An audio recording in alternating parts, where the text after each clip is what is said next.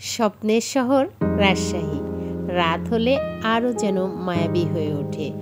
আসসালামু আলাইকুম, কেমন আছেন সবাই? আজকে আমি ঘুরতে ঘুরতে চলে আসলাম এমন একটা সুন্দর এবং মনোরম জায়গায়। এটার নাম দ্য কাবাব সেল। এটা সিএনবি মোড় থেকে সামনের দিকে নদীর ধারে, একবারে রাজশাহী শিশু একাডেমি তার অপোজিটে এটা নতুন করা হয়েছে। এখানে অনেক ধরনের কাবাব এবং অনেক ফাস্টফুড তৈরি করা হয় এবং পুরো জায়গাটা এত সুন্দর করে ডেকোরেশন করা, অনেক শেড এবং ব্রেঞ্চ, টেবিল, দোলনা আছে অনেক সুন্দর। মানে পুরো বিষয়টা এত চমৎকার, অনেকগুলো গাছ।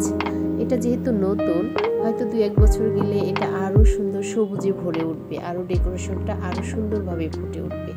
আসলে সন্ধ্যার পরে এই জায়গার সৌন্দর্যটা আরও বেশি বেড়ে যায়, কারণ এটার হচ্ছে সবচেয়ে মজার বিষয় হচ্ছে লাইটিংটা।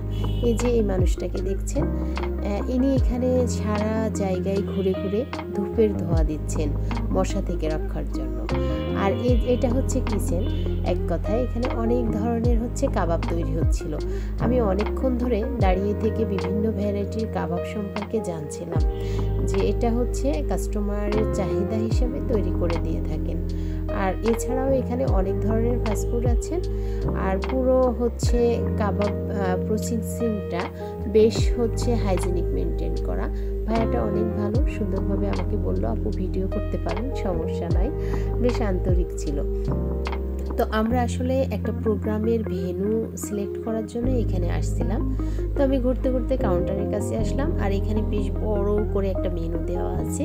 আমি আপনাদের উদ্দেশ্যে এই ভিডিওটা করলাম যে এখানে কী ধরনের স্যুপ পাওয়া যায়, তারপরে পাস্তা পাওয়া যায় বিভিন্ন ধরনের, তারপরে নাচোস পাওয়া যায়। আর কাবাবের কথা নাই বা বলি, কারণ এটার নামই তো কাবাব সেল।